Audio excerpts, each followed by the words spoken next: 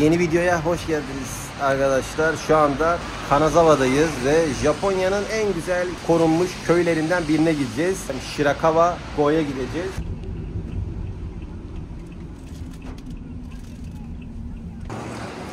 Kanazawa'nın ana istasyonuna geldik. Buradan önce coin locker'ları bir bulalım. Otobüs durağına geçeceğiz. Güzel yapmışlar. Arkada çoğu şehre gidebileceğiniz otobüs durağı var. Shinkansenler, şunlar var ya, hayat kurtarıyor arkadaşlar, anlatamam size. Günlük 3-4 dolara istediğinizi anda şöyle koyabiliyorsunuz. Bak bu en büyüğü. Ne kadarmış? 800 yen. Parayla veya suika kartlarla ödeme oluyor. En büyüğü bile 5 dolar. Bir gün boyunca durabiliyor burada. Şeyimizi koyduk. Kapattık. Basıyoruz. Japonlar hayatı kolaylaştırmak için her şeyi çözmüşler. Burada önemli olan bu fişinizi kaybetmeyin. Yerinizin de kaybetmeyin.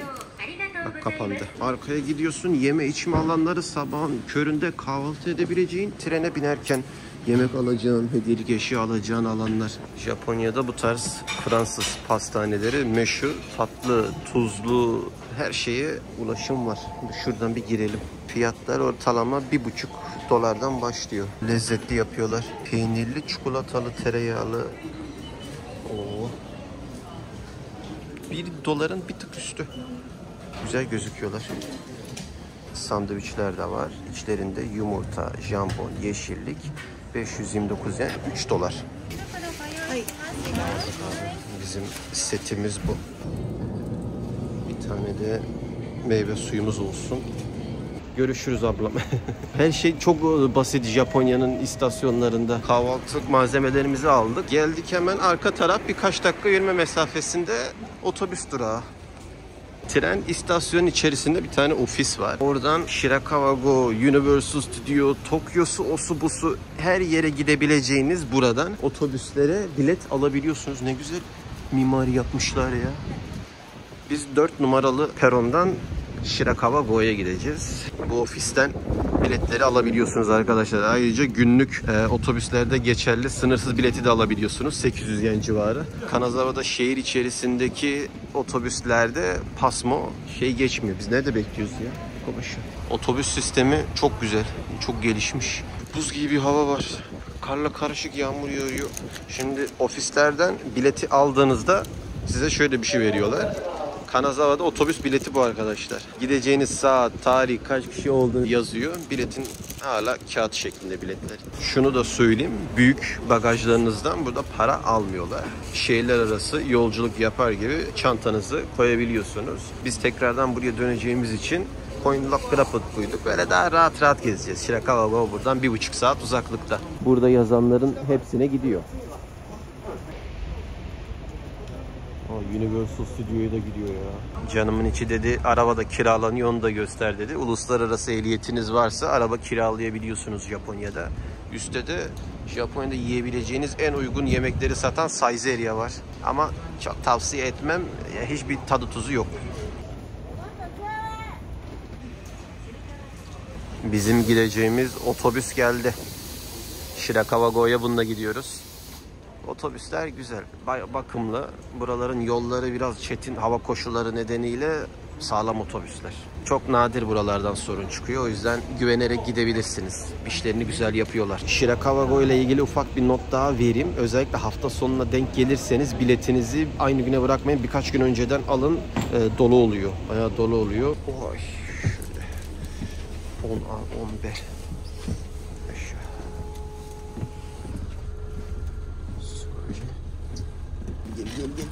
Oo, camın içi bayağı genişmiş ya.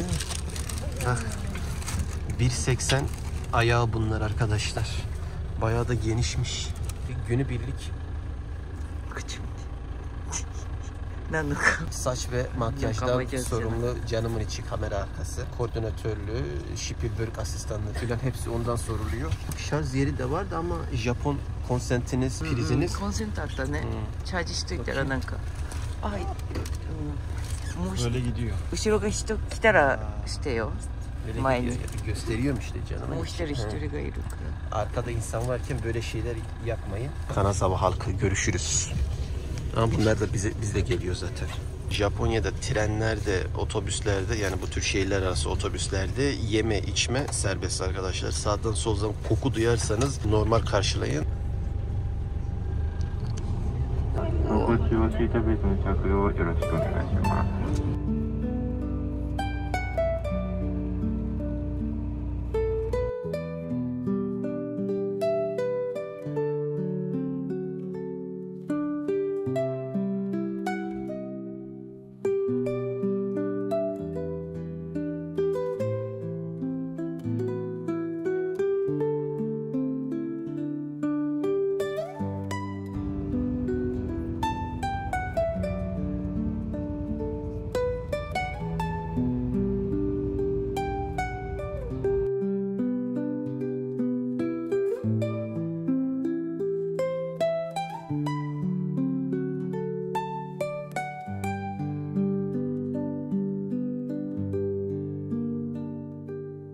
Arigatou gozaimashita.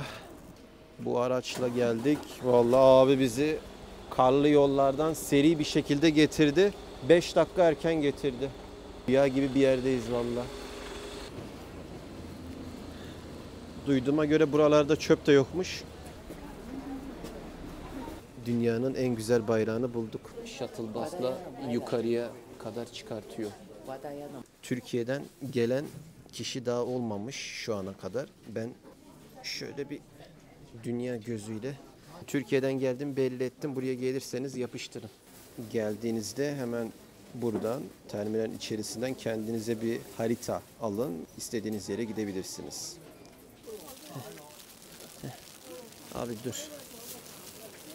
Eşime bot kiraladık. 1000 yene. Hemen information bilgi yerinden söyleyip gelip buradan ayakkabınızı değiştirebiliyorsunuz. Kış ayına denk gelirseniz sakın spor ayakkabılarla gelmeyin arkadaşlar. Böyle botlarla buralardan kiralayabiliyorsunuz. Aklınızda olsun. Japonya'da ilk kez bu kadar büyük karada denk gelmiş olduk. Şimdi şuradan bizim bir shuttle bus'la bir tepeye çıkmamız lazım. Tam bir doğa harikası. Shirakawa-go bir köy arkadaşlar. Dağların tepesinde bulunan, 95 yılından itibaren UNESCO'nun Dünya Miras Listesi'ne girmiş. Yalnız burada kesin eldiven lazım. Elim buz gibi oldu. Girişimizi yapalım. Japonya'nın en güzel korunaklı köylerinden birindeyiz arkadaşlar. Shirakawa-go köyündeyiz.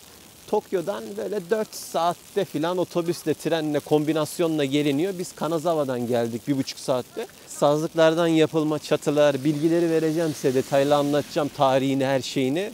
Neden böyle bir köy var, nasıl popüler olmuş, neden bu tarz evler var vesaire vesaire, tarihini en ince detayına kadar anlatacağım. Şimdiden videoyu beğenmeyi, paylaşmayı, abone olmayı unutmayın. Güzel hizmete. Böyle bir Türkçe içerik yok arkadaşlar. Japonya'da yaşayan biri olarak söylüyorum, böyle bir Türkçe içerik yok. Wada dediğimiz bir ev ve 300 yaşında. En güzel korunaklı evlerden. Şimdi bu sıra shuttle'ın sırası mı abi? Bu tepeye çıkan shuttle'ın sırası. Hemen istasyondan çıkınca böyle. Yalnız bu çok sıra var ya, nasıl olacak bir düşüneyim bakayım. Plan değiştirdik. Burada manzaraya çıkmak için shuttle'lar 20 dakikada bir geliyor. Fakat sıra bizi burada bir 40 dakika tutacak. O yüzden gerek yok. 20 dakika yürüme mesafesinde de, doğrusu haklısın canımın içi. En haklı Japon sensin. Wada evine doğru gidelim. Manzara çok güzel yalnız ya. Yemin ediyorum size, kamerada daha güzel çıkıyor. Kolombiya ayakkabılarını da ilk elden test etmiş olacağız bakalım. Senelerdir buraya gelme düşüncem vardı.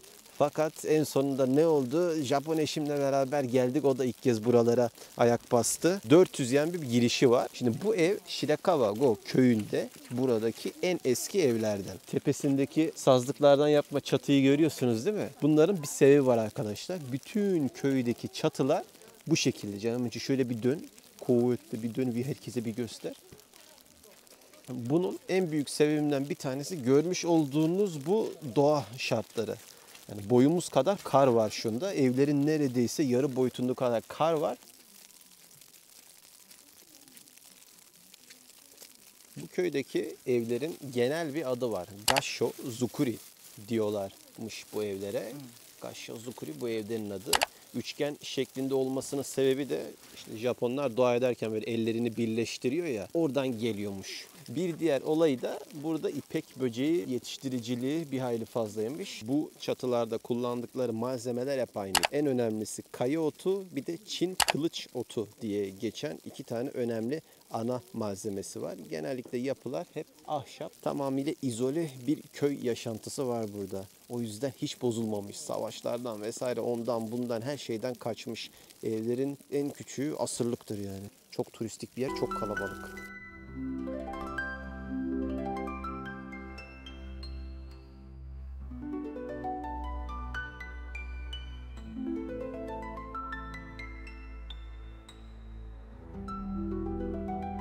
Buradan bir iki tane biletimizi aldık. Kişi başı 400 yen, 3 dolar. O irori var burada.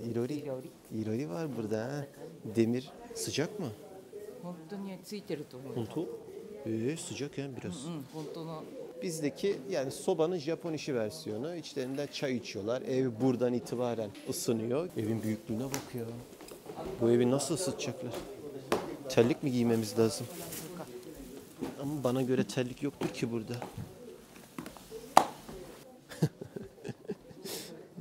Dua etme yeri var. Eskide bu evde kimin yaşadığını gösteren, aynı bizim Anadolu'daki düzen ya.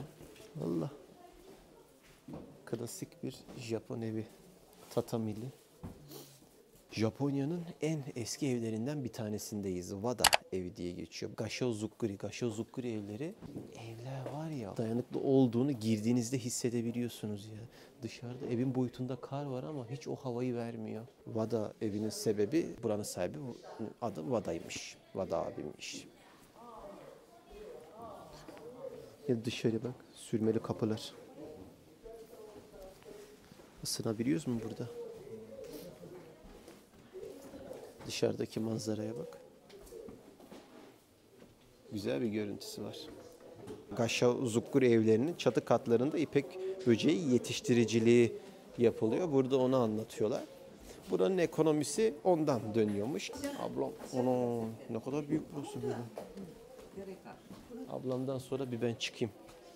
Ya buralarda yaşamak da zor. Evin yüksekliğine bakar mısınız? Nasıl çıkıp iniyorlar? Kaç katlı bu ev böyle ya? Gel canımın içi. Biraz zorlayacağım seni. Hemen bir katında yemek aletlerinin olduğu şeyler var. Şimdi böyle bir tepeye doğru bir çıkalım. Hoppala. Oo, bir katı daha var. Allah, film gibi, yemin ediyorum film gibi. Biraz fazla turistik tabii, doğal olarak çok bilindik bir yer. UNESCO'dan da dolayı. Çivi bile çakılmamış evler. Teknik, Japon tekniği var. Çivi kullanmamaları da bu yapıların böyle esnek olmasını sağlıyor. Depreme de dayanıklı oluyor.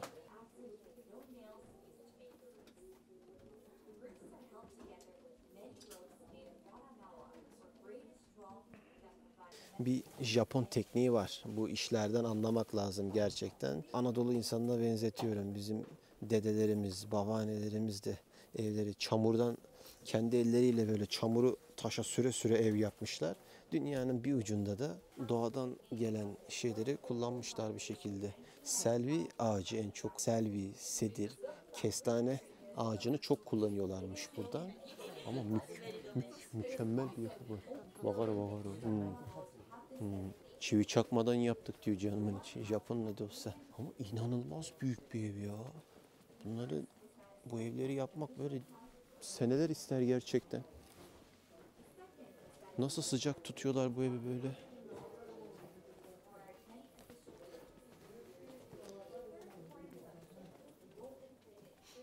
Eski dönemde burada yaşayan birinin sırtında böyle bir ayı kürkü mü bu, ne kürk mü, kürk gibi bir şey. Ağır şeyler taşımak için bunları koruyorlar. Zor bir hayat var gerçekten. Buranın babaanneme benziyor vallahi. O dönemlerde buranın ayakkabısıymış. Bu şekilde. Hayran kalmamak elde değil. Eski insanların gerçekten takdire şayan bir durum varmış. Ama bu evler çok büyük ya. Gerçekten çok büyük bu evler. Yani selvi ağacı, sedir, kestane kullanılan ağaçlardan bir bağlama tekniği var. Böyle çivi çakılmadan yapılmış 400 senelik ev. Bunlarla ilgili şöyle bir olay var. Böyle 30 senede, 40 senede buranın çatılarını, o sazlıkları yeniliyorlarmış. Yui diyorlarmış. Yui diye böyle bir camçı. Yui bakarım. Yui. Yui diye bir gelenek varmış. 30-40 senede sazlıkları yeniliyorlarmış. Çin kılıç otu, bir de kaya otu. Biz Türkiye'de böyle kullanıyor muyuz acaba bilmiyorum. Şimdi kalmadı tabii öyle şeyler burada. Buralarda da azaldı. Türkiye'de böyle kılıç otundan, o tür şeylerden yapılan çatı matı var mı acaba doğuda moğuda? O eski dönemin tencereleri. Çok güzel bakmışlar yalnız ha. Dışarıda derece 0. Şurada da benim hissettiğim derece böyle 10-15 açıkçası. Bir de yukarı katı var, oraya çıkılmıyor. Üstlerde böyle ipek böceği yetiştiriciliği yapıyorlarmış. Bu evlerde kullanılan bir teknik var. Böyle ağaçların kendi birbirine kenetlenme şeyine kamasugi diyorlar. Japon işi bir terim. Kamasugi, kenetlenme. Çoğu böyle eski evde bu tarz yapılar kullanılıyor açıkçası. Ekstra bir şaşırdığım olay var. Yani bir evin 300 sene, 400 sene ayakta kalması muazzam bir şey değil mi? Gerçekten. Bir de deprem yeri yani burası. Ha bak. İpek böceği yetiştiriciliği yaparken o pamuklar buralara konuluyor. Bak burada göstermişler, dokunmayın demişler. Demek ki 400 senelik bir ev desek buraya 5 jenerasyon, minimum 5 jenerasyon. Japonların ortalama yaşı 80-90 sene. 5 nesil geçmiş buradan. İnelim. Tertemiz ya. O kadar insan gelip geçiyor. Tertemiz vallahi. Hadi inelim İko. Hoppala. Aman ablam. Her kat... Ula terliğim gitti lan. Abi 44 numara ayaklı adama 30 numaralı terlik verirseniz böyle olur. Çevresine oturuyorsun, çayını içiyorsun. Ufak ufak diğer bölgelere doğru geçelim. Çinli ile Japon'un farkını şuradan anlayabilirsiniz arkadaşlar. Sıra bende. Benim geçmem lazım ama kendileri önüme geçti ayakkabılarını giymek için. Bir Japon asla böyle yapmaz ama yan ülke yap.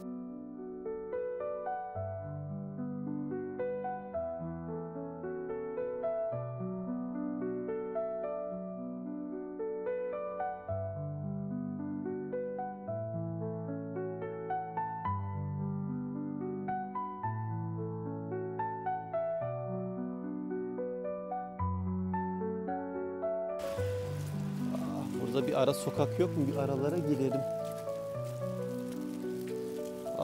Turizmden bu insanlar burada geçimini sağlıyor. Güzel güzel. Dağların arasında bir köy. Bakıldığında aslında eski dönemde böyle ileride turizme açılacağını adamlar dünyada popüler olacağını hiç düşünmemişlerdir büyük ihtimal. Böyle ara yerlere girmek lazım. Canımın içi.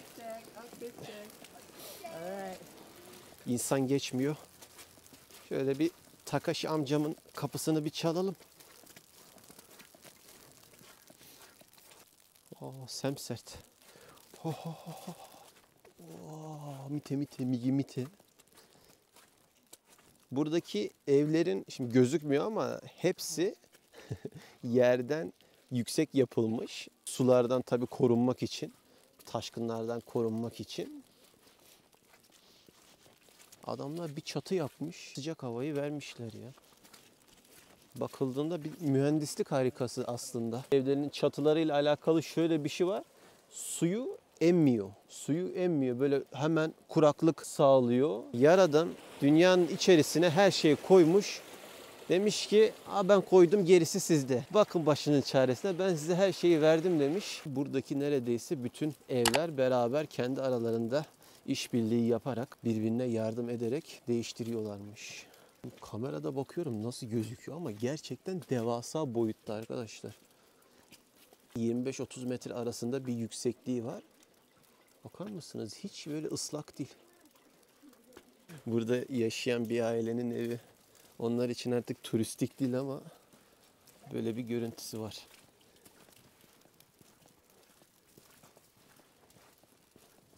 Yani bu karları kepçelerle üste falan atmak da ayrı iştir ha. Vallahi kolay değil. Abi o Vada evine benzeyen bir ev var ileride. Biz böyle herkesin geçmediği bir yola girdik. Bir abimin otoparkı. Tamamıyla buradaki koşullara adapte olunması adına bir hayat.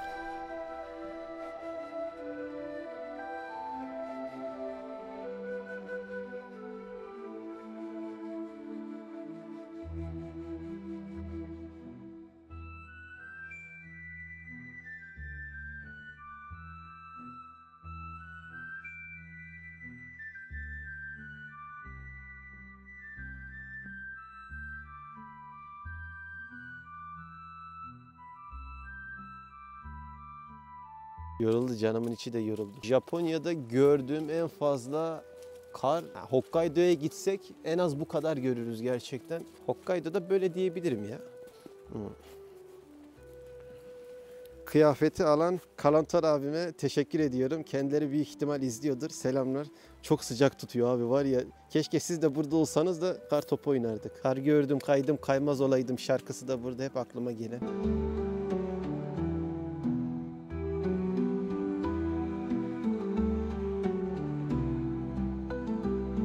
Nasıl bu kadar sağlam olabiliyor ya? Ben Yaradan'ın bir mucizesi diyeceğim. Sonra insanın, yani Japonların mühendislik harikası diyebilirim. Bir şey söyleyeyim bu UNESCO ile ilgili. UNESCO buralara maddi anlamda bir yardım yapmıyor arkadaşlar. UNESCO sadece hani böyle tanınabilirlik anlamında aslında önemli bir katkı sağlıyor. Maddi bir kazançtan daha çok etkisi olmuş oluyor. Bir popülerlik katmış oluyor. Köyü de kurtarmış Japon belediyesi, devleti, buradaki insanlar kendi aralarıyla birlikte bu köyü kalkındırmaya çalışıyorlar. Japonya devleti diyebilirim buralara yardımda bulunanlardan. Elim buz gibi oldu. Abi köydeyiz ya. Arkada 400 senelik ev var. Minimum 100 senelik, 200 senelik ev var. Fakat sağa bir dönüyorsun gaça gaça. İnanılmaz bir kültür ya bu Japonya'daki. İyi. Tamam şimdi al canımın içi. Atosu yok bunun. Diyor Shirakawa Go'nun çorabını alalım diyor. Canımın içinin bir çorap koleksiyonu var da uçmaz inşallah. Sanat eseri gibi bir görüntü. Güzel bir köy gerçekten. Böyle bir gününüzü ayırabileceğiniz köylerden. Zaten Tokyo'dan git gel 4 küsür saat yürüyor. Sabahın erken saatlerinde çıksanız akşam dönmüş olacaksınız. Bir gün ayrılabilir burada. Bir de 10. 11. ayda gelin. Sakura zamanı 4. ay ama 10. 11. ayda gelmenizi tavsiye ederim. Kendisine Shirakawa Go'lu bir çorap aldı. Güzel güzel 3 dolar olduk Ekrem abi. Maske satıyorlar. Tilki var. İnsan yüzü var. Oynayan bir kedimiz, köpeğimiz var. Pirinçlerden yapılma böyle atıştırmalıklar var. Bu neymiş? Bu hurma mı? Trabzon hurması satıyorlar bir de. Wasabi'li kraker. Sana bir tane sıcak limon, bana da sıcak zencefil. Bir de şu yosun yapraklı mochi'den alalım. Konnichiwa. Nori maki age mochi hitotsu. Ginger to lemon hitotsu hitotsu. Onegaishimasu. Toplamda 1050 yen. Burada kakao da varmış. Bak keşke kakao alsaydık.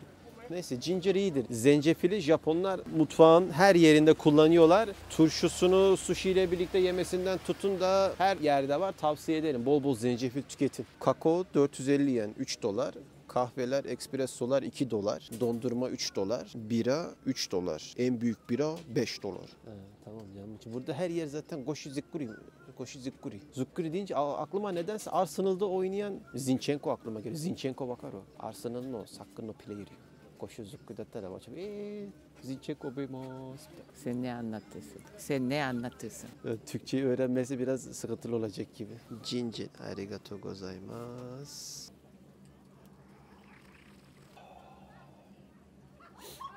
Tayland'da tabii kar olmadığı için Tayland'da gibiyim. Her yer Taylı kaynıyor.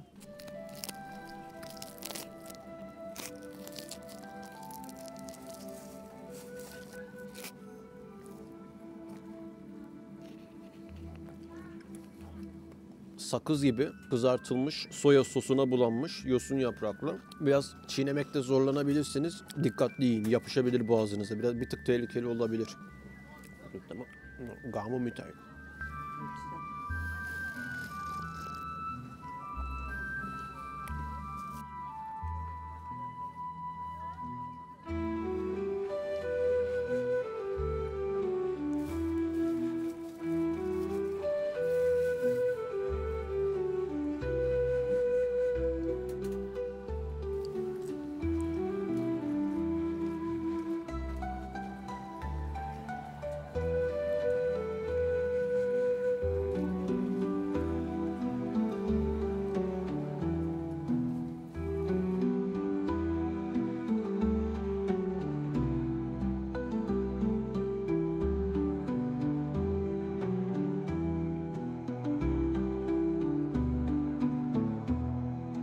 Kanda evi şu karşıda, orası da ziyaret ediliyormuş. Bizim girdiğimiz o Wada evine benzer bir ev stilinde. Gezmek isterseniz orada ücret karşılığında gezebiliyorsunuz. Ama aşağı yukarı hepsi birbirine benziyor. Dışarılarda böyle yürüyüp vakit geçirmek, fotoğraf çekmek, video çekmek, anılar biriktirmek, ileride böyle bakacağınız daha iyi olabilir.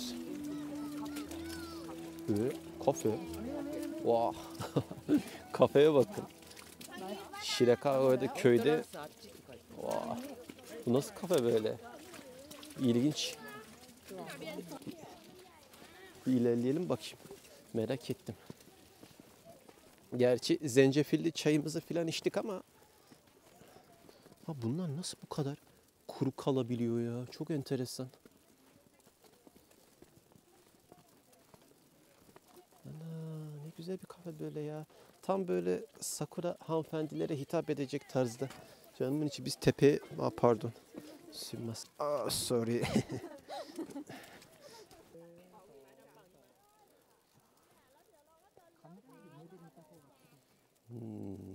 Vallahi çıplak gözle de güzel. Kamerada daha güzel.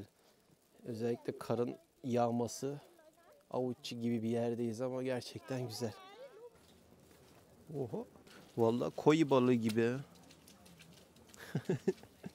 Tam Japonya. Baksana, ufak ufak hareket ediyor. Devasa bir istasyon yapmışlar. Mükemmel. Kardan yapılma evlere kamakura diyorlarmış. İlginç. Ana, içeride dua etme yeri var. Böyle oturuyorlar içeride. Ulan bu üstemize devrilmesin. Klasik. Abi çok güldük, çok eğlendik, çok mutluyuz. Başımıza bir şey gelecek hastalığı. İlginçmiş.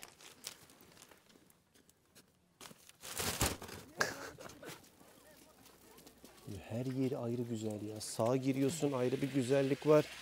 Sola giriyorsun, ayrı bir güzellik var.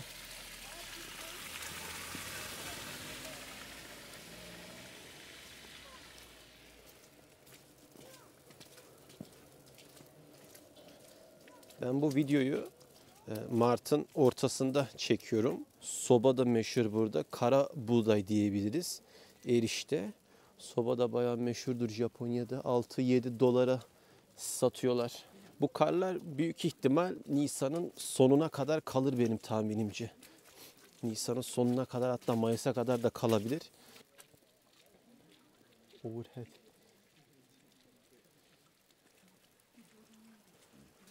Normal ev çok az anladığım kadarıyla. Herkes böyle bir ticaretle uğraşıyor burada. Ya kafe açmışlar, ya ufak yeme içme yeri, restoran.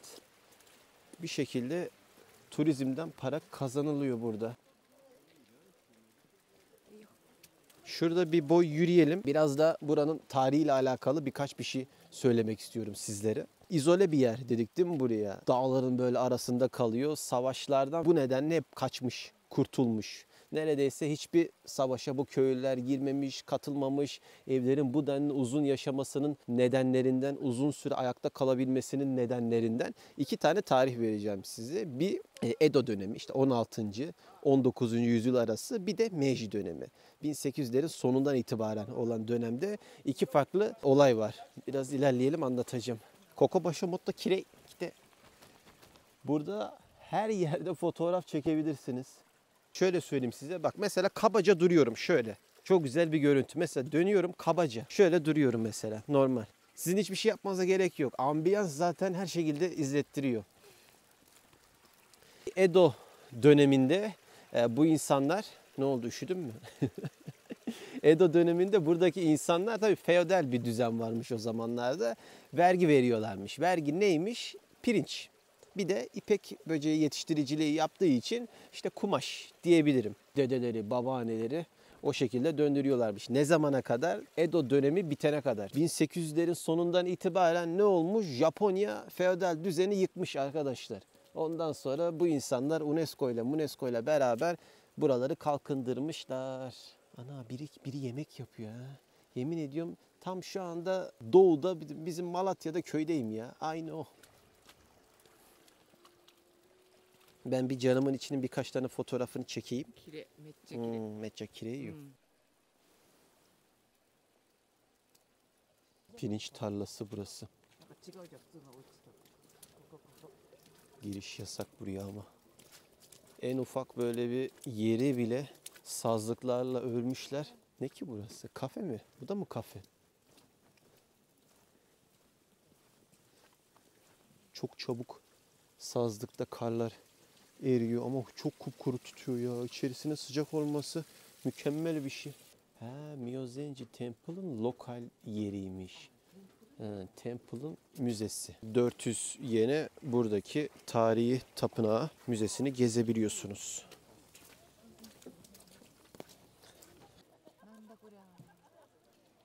Tapınağın yanında bulunan zil.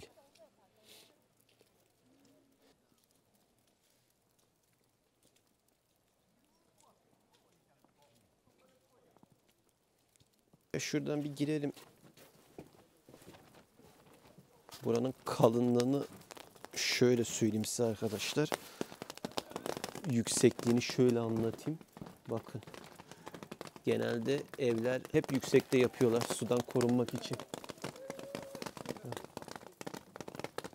1, 2, 3, 5 katlı. 5 katlı bir yer. Ya bu kadar büyük yerde inanılmaz. Kaç aile yaşıyormuş burada ya?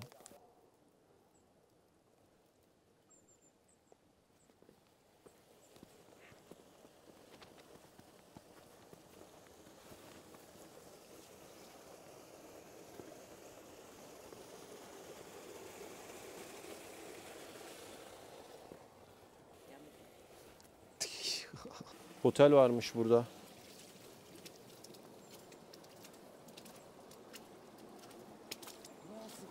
Hisamatu Oteli. Dikkat edin kafanıza kar düşebilir diyor da kar birikmiyor çatıların üzerinde zaten. Peki burada yaşayan insanlar doğal olarak dışarıda gezmiyorlar tabii. Ona kepçe bile nereye çıkmış?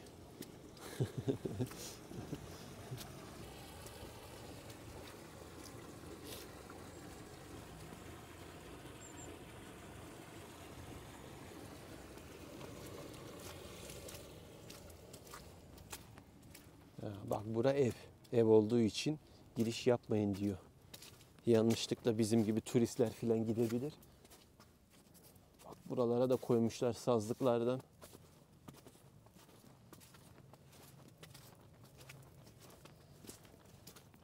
Allah Allah.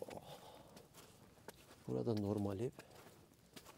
Tepelere doğru çıkıldıkça normal evlere denk geliyorsun.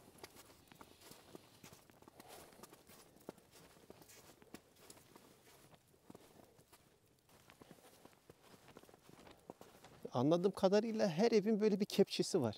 Her köşe başında küçük küçük kepçeler çıkıyor.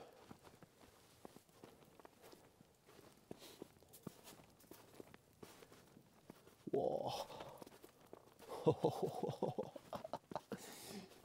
Dağlara giden yol. Dağlara giden yol.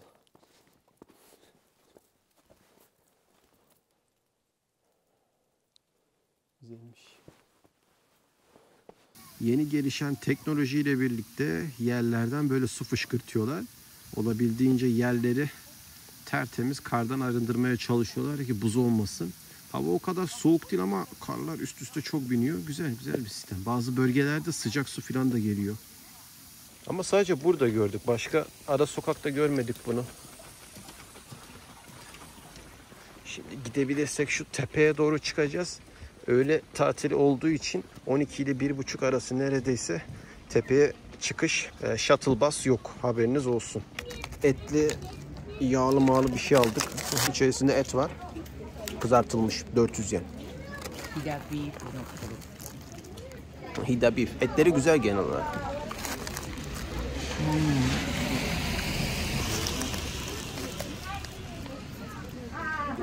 Bu soğuk havada çok güzel gidiyor. 400 yen atıştırmalık olarak alınabilir. Fiyatları gösterip genel olarak fiyatlar böyle.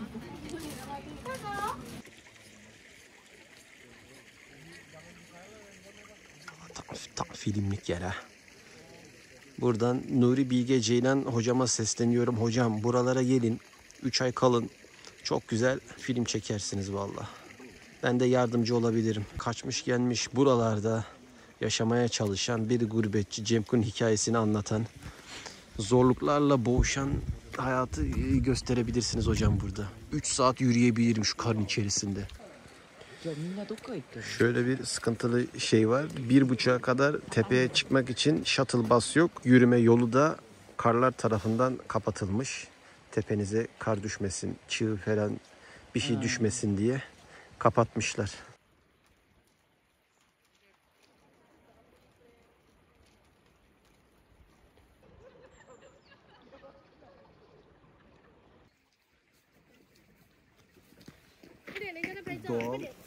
Doğal tripod buldum arkadaşlar. Kamerayı sapladım karın içerisine. Doğal tripod buldum. Kar mı atacak?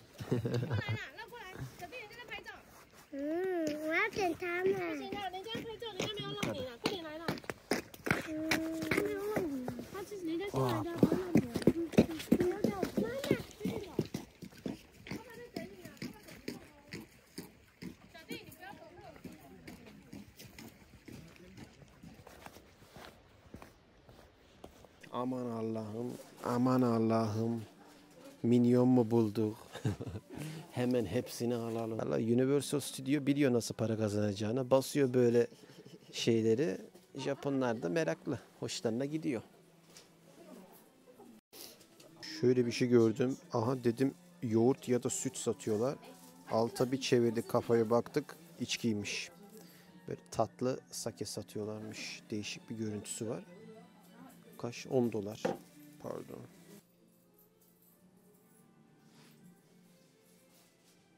Japonya'nın her yerinde olmazsa olmaz bir kaplıca kültürü var. Onsen diyorlar.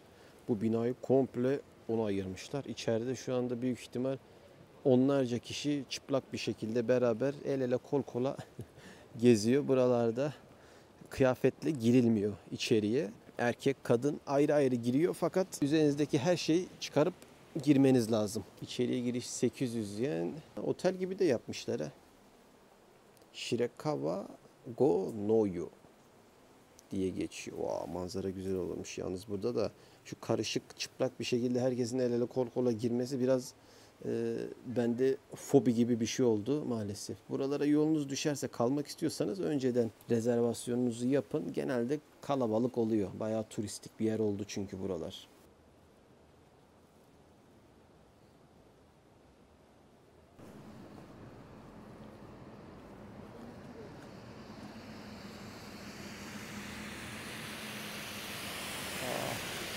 Güzel bir görüntüsü var. Yani bir yer düşünün. İlkbahar, yaz, sonbahar, kış her dönemi ayrı güzel. 4 saat harcadık diyebiliriz. Birçok yerine gittik geldik.